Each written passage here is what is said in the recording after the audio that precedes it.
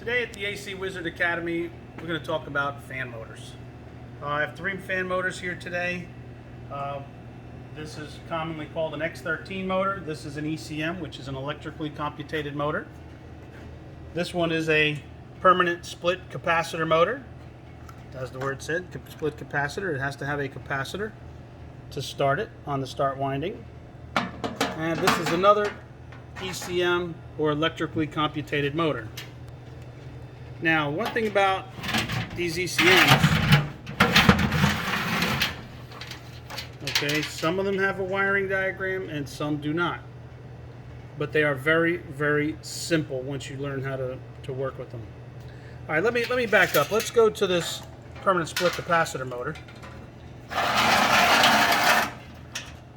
The motor has a wiring diagram right on the side of it. And what they're telling you to do is you need your two brown wires here. Go to your capacitor. And typically, you're only going to use two wires out of this group of wires. They're all speeds. One's a common wire, which, let me come over here to this other side, just so you can see there's also rotation. But what they're telling you here is the white, WHT right there, is one line. Line meaning one side of your 240 volt high voltage input. So the white is one of the power wires. And what that means is if I put white on one of the high voltage legs, I can use these other wires for a speed. So you can only do one at a time. Black is high, red's low, and then your yellow and blue are usually your in-between speeds. But typically you're going to use high and low, so your white would be L1, one side of your 230, and then you pick one of the other ones, let's say a black.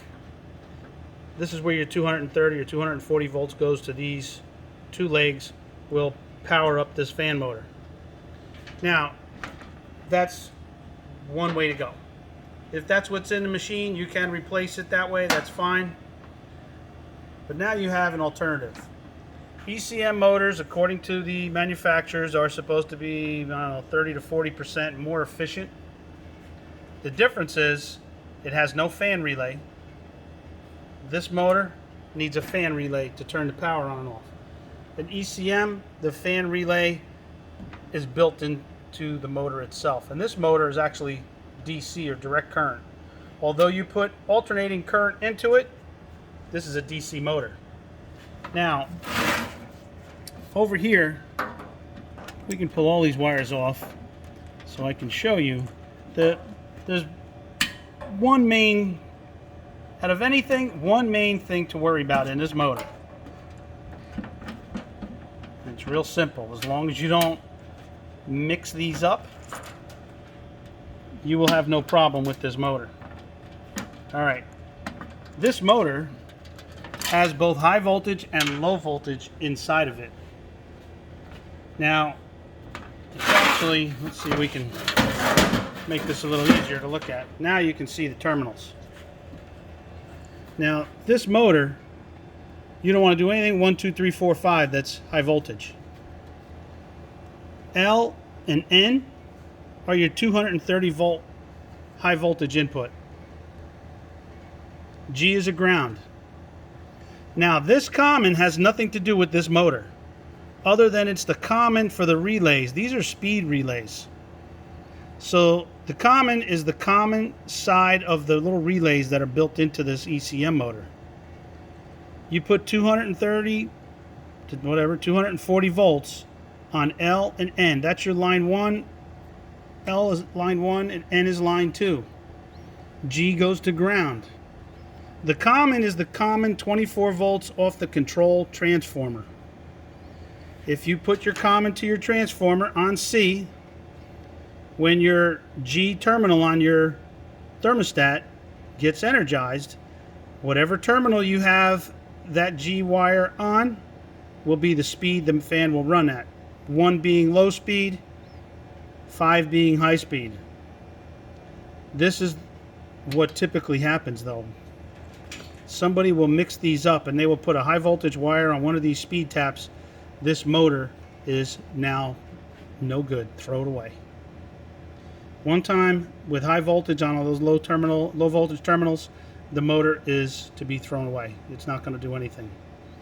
So very simply, again, L is line 1, N is line 2, meaning your 240 volt high voltage input.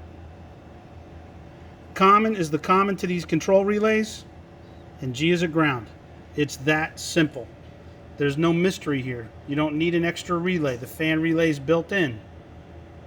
I can put this motor in place of that permanent split capacitor motor instantly, as long as it is the right capacity, it's the right RPMs, it's the correct voltage, and also it's the right direction.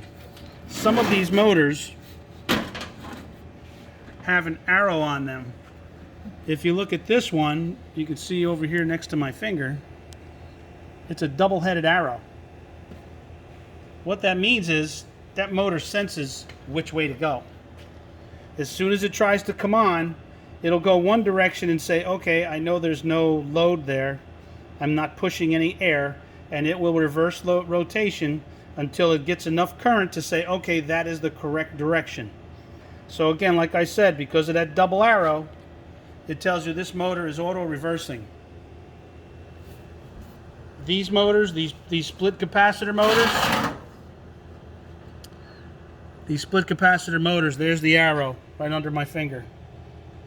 It's one direction, and it'll tell you, normally it'll tell you which direction it'll go in, but this particular one, you got an arrow right there, it says rotation, R-O-T, it's got to go that direction, to the left. In this case, this is what they call the lead end of your motor. So if it says, if you're looking into your motor, and it says counterclockwise lead end, they mean looking into the motor this direction, it would go counterclockwise.